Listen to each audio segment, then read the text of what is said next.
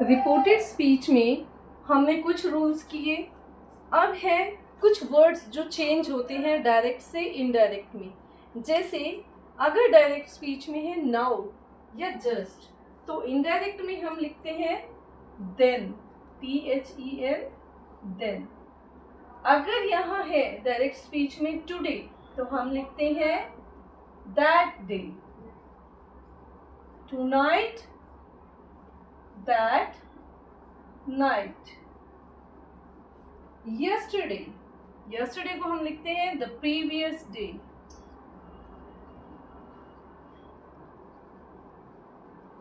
The previous day, या फिर the day before, the day before.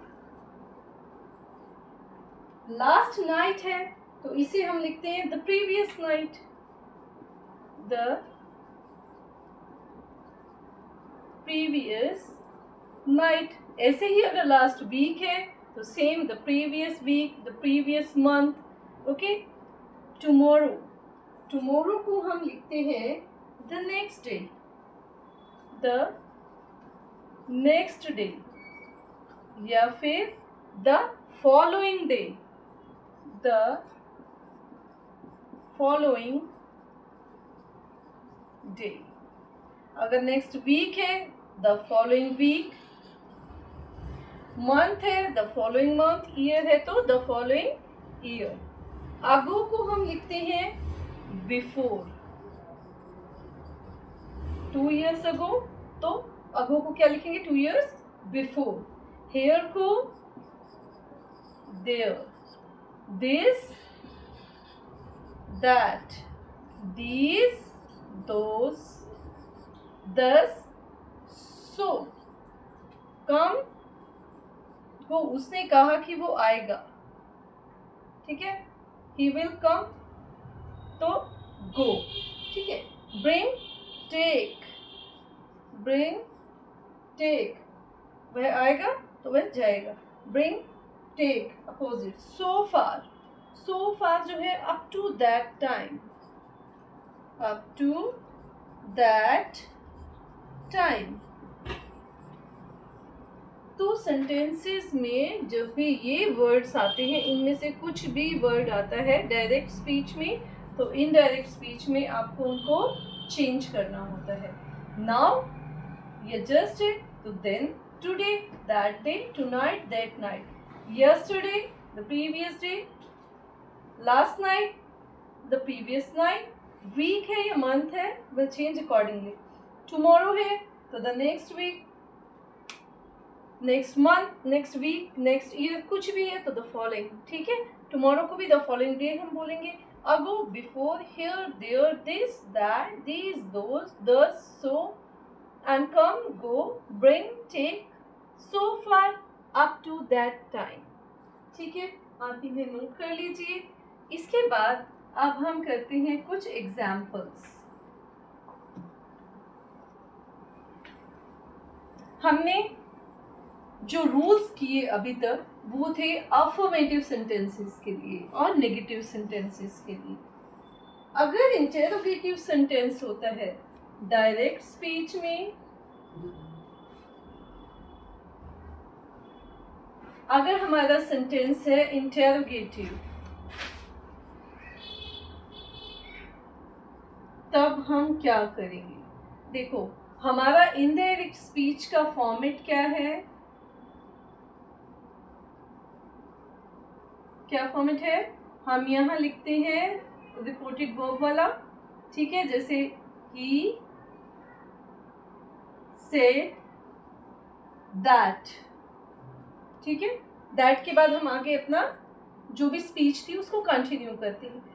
तो अभी हमने सीखना है कि ये दैट, क्या ये दैट हमेशा यही दैट ही रहता है या हम इसको चेंज भी करते हैं, और क्या सेड हमेशा सेड ही रहता है या इसको हम चेंज करते हैं। तो देखो, पहले हम बात करते हैं इंटेरोगेटिव सेंटेंसेस के लिए।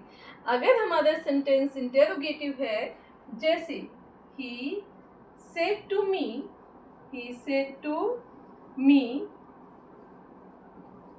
where is your book, where is your book question mark and inverted comma close. तो हम क्या करेंगे ही, अब सेट टू को चेंज करना सबसे पहले। तो क्वेश्चन है, इंटेरोगेटिव है, तो हम क्या करेंगे आस्क्ड, ही आस्क्ड मी। ठीक है, यहाँ हम दैट नहीं लगाएंगे। वेयर है तो W फैमिली है, तो हम क्या लिखेंगे डायरेक्ट वेयर ही लिखेंगे। वेयर याद रखना, W family where, what, when, why will remain same without that. ठीक है, तो ही आस्क्ड मी वेयर। अब देखो सेट टू है तो टेंस तो चेंज होना ही है, तो क्या हो जाएगा वेयर। अब योर है, ये भी चेंज होना है। योर क्या है, second person pronoun will change according to me. और आपने एक बात और याद रखनी है, देखो अगर मैं लिखती हूँ यहाँ वॉज, वॉज होगा पास्ट में, वेयर वॉज, मी से बना माई, वेयर वॉज माई। तो यहाँ ये चीज़ बहुत ध्यान से समझिए कि अगर मैं बोलती हूँ वॉज माई, तो ये अभी भी इंटेरोगेटिव में ही है, जबकि इनडायरेक्ट स्पीच में हम कभी भी इंटेरोगेटिव में सेंटेंसेस को नहीं करते हैं। तो अगर मैं इसको रिप्लेस कर देती हूँ कैसे, वेयर माई, माई को पहले किया तो अब क्या बन गया ये अफर्मेटिव, तो हमने यही करना है। ठीक है, हेल्पिंग वर्ब को हमें पहले नहीं लगाना। तो ये योर से बना माई, मी से माई, वेयर माई बुक, और इससे क्या बना was, where my book was, and at the end there will be full stop, no question mark. समझ है ये बात।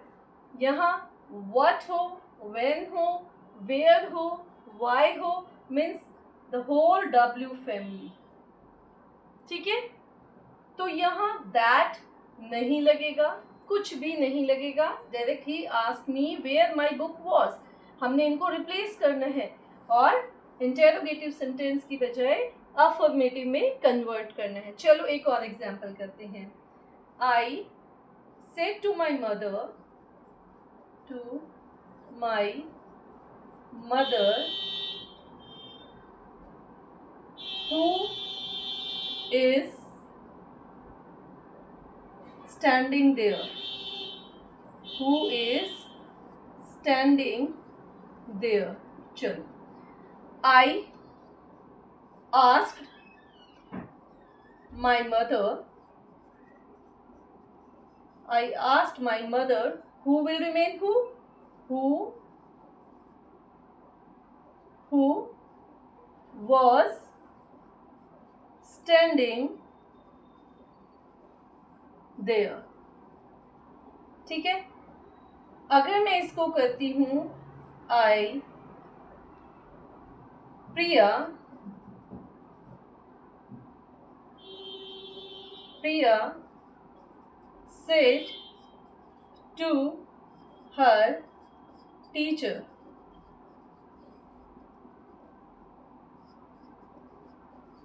are you coming for the picnic, question mark। तो प्रिया asked her teacher, प्रिया asked her teacher। अब क्या करें, अब तो हमारे पास W फैमिली नहीं है, तो ये क्या है हमारा इज।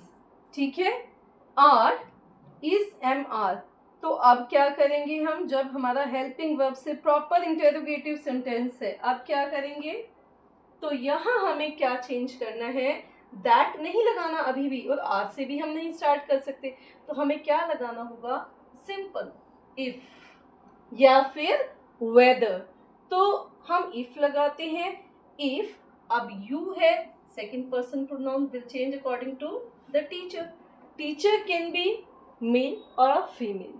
ठीक है, तो टीचर को लेट्स हम सब सोचते हैं कि शी इज अ लेडी, तो टीचर इज फीमेल, तो if she was coming for for the picnic. Full stop. If she was coming for the picnic. चलो एक और करते हैं. They said to Ravi,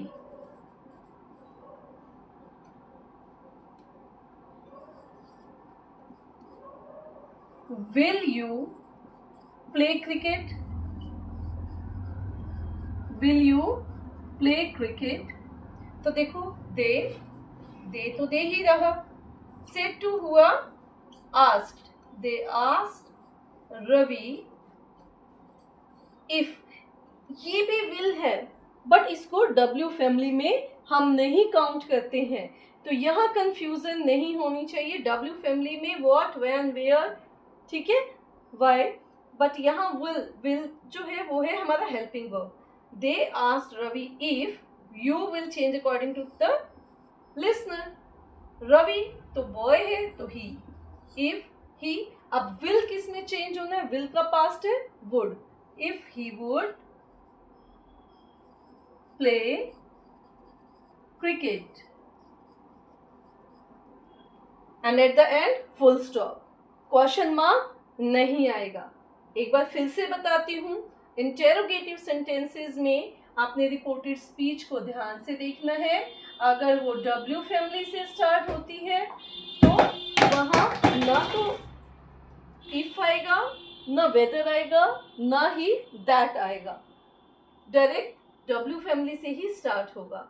but if the reported speech starts with helping verb like are, ठीक है, या फिर will, तब हम क्या करेंगे? if से, ठीक है. दैट की जगह क्या होगा? if या whether भी आप कर सकते हैं. तो ये दो सेंटेंसेस देख लीजिए. प्रिया asked her teacher if she was coming for the picnic. They asked Ravi if he would play cricket. तो यहाँ हमने क्या करना है? पहले सब्जेक्ट और फिर हेल्पिंग वर्ब. पहले सब्जेक्ट और फिर हेल्पिंग वर्ब, जिससे हमारा इंटेरोगेटिव की बजाय सेंटेंस हो जाएगा अफर्मेटिव में. तो इसके बाद अब हमारे पास बचे इम्पेरेटिव सेंटेंसेस. तो नेक्स्ट वीडियो में हम वो कवर करेंगे. तब तक आप इनकी प्रैक्टिस करें. Like my videos, subscribe my channel and share the videos.